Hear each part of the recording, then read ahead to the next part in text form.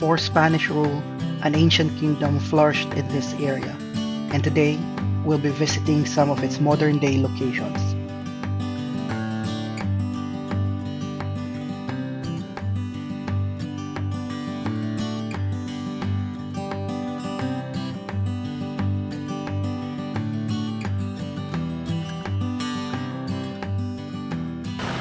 Good afternoon, ngayon ay araw ng Martes, alas 4 ng hapon, and nandito ulit tayo sa Mandaluyong.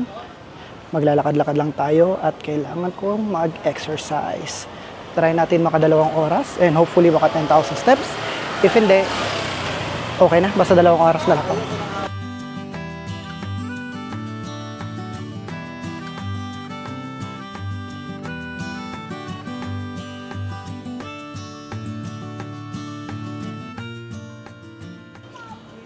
Nandito ako ngayon sa barangay Namayan sa lungsod ng Mandaluyong. Ito ay isa sa mga pinakamaliit na barangay sa Mandaluyong with only around 7,000 residents and around 10 hectares of land area lang. However, recently ko lang din nalaman, apparently ang Namayan was an ancient kingdom in Mandaluyong during pre-colonial times.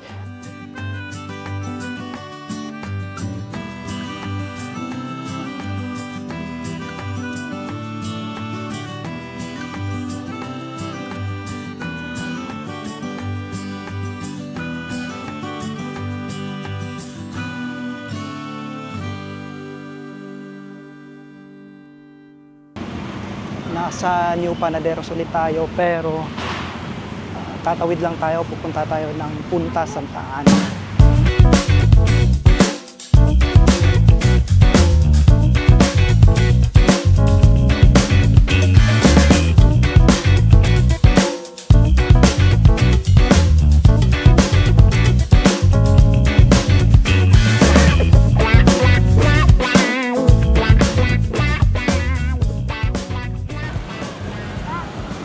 Nandito ako ngayon sa Punta Santa Ana, or more commonly called as just Punta.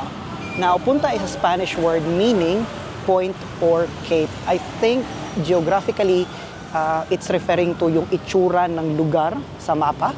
However, if we look at it on a historical perspective, it's most likely referring to a point near a body of water. So, yan most likely ang ibig sabihin ng Punta Santa Ana. Because as you can see, that's the Pasig River, and then yan yung Lambingan Bridge connecting the city of Mandaluyong and the city of Manila sa kabilang side.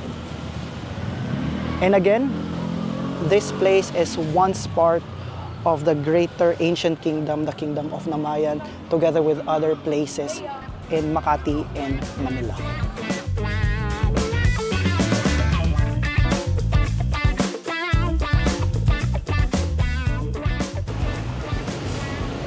Sa likod ko ay ang Lambingan Pasig River Ferry. Isa lang to sa maraming stations ng ferry across the Pasig River. So, kung gusto nyong sumakay ng ferry across the river, punta kayo dito or anywhere, any station along the Pasig River. Bukas siya from 7 a.m. to 5 p.m. Depende kung anong station ka sasakay. And then on weekends, libre ang ferry ride. Ang kailangan nyo lang dalhin, kailangan nyo lang ng ID and pwede na kayong sumakay. If weekdays naman, may bayad siya, check nyo lang yung website ng Pasig Ferry.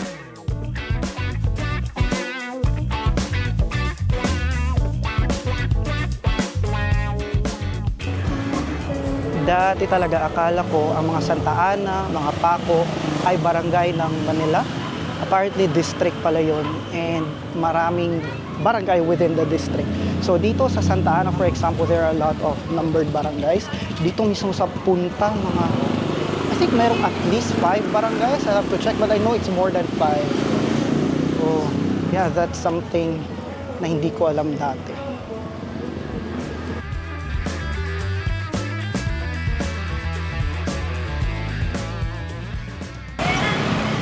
Another fun fact dito sa Punta Santa Ana na hindi nyo siguro alam, Punta Santa Ana is actually widely recognized as the birthplace of the Iglesia ni Cristo. So, back in 1914, itinayo ni Felix Manalo ang simbahan ng Iglesia ni Cristo dito sa Santa Ana, particularly sa Punta Santa Ana.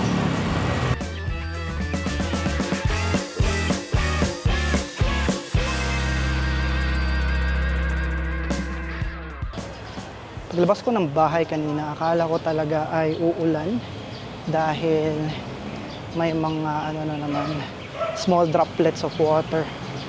Anong Tagalog ng ano? Small droplets of water? Sa Bisaya, taligsik ang tawag ng ambon. Ambon. Umaambon kasi kanina nung pagkalabas ko. Kaya hindi dapat ako tutuloy. Pero sabi ko, try na natin. Parang hindi naman ata tutuloy ang ulan. Yun nga, hindi naman tuloy talaga. So, buti na lang. Parang ibang barangay naman na.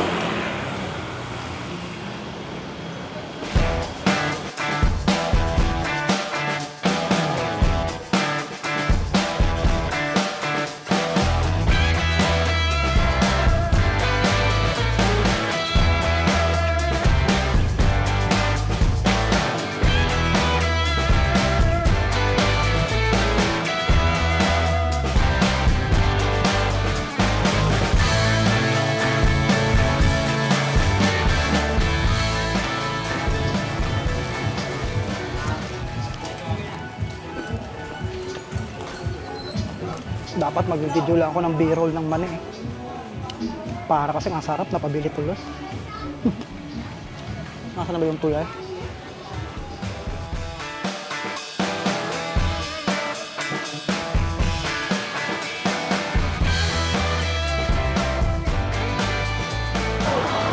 Nahanap ko pa rin yung tulay patawid ng Santa Ana. First time ko dito eh. Naubos ko na yung mani.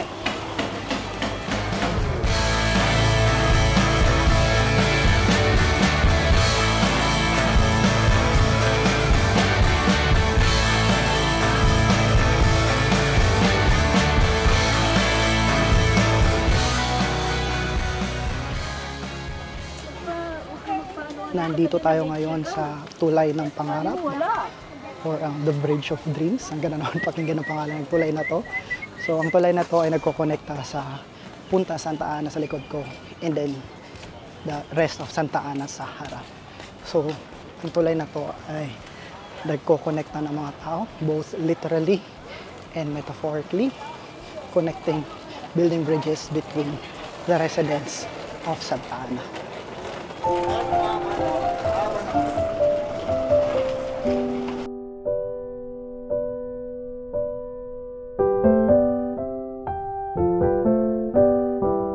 Nandito na ako ngayon sa Santa Ana.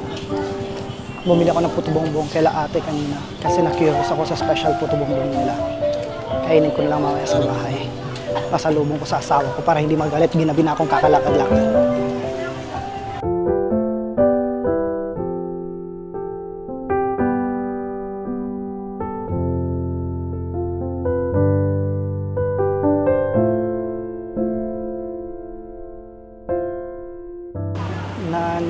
Nandito tayo ngayon sa Santa Ana Public Market.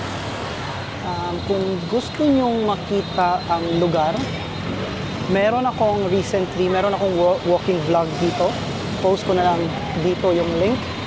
Hindi ko na ikutin kasi gabi na. Ang mas gusto kong makita ay yung Santa Ana Church kasi hindi ko siya napuntahan last time. Hindi ko siya actually napasok last time. Kaya mas curious ako sa Santa Ana Church. Mas sikat kasi ito.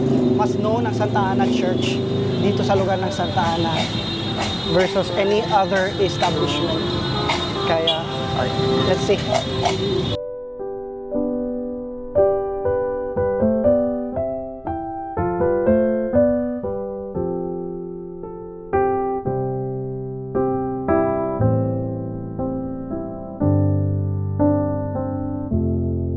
Pagdating ko ng Santa Ana Church ay nag-start na yung Angelus, kaya voice over muna tayo. Santa Ana Church is one of the oldest church in Manila, established in 1578 by the Spaniards. The church is dedicated to Our Lady of the Abandoned and rich in architectural style, showcasing a blend of Baroque and Neo-Renaissance styles. Santa Ana is a cultural landmark, not just for its religious significance, but also for its role in development of the Santa Ana district as one of Manila's historical centers.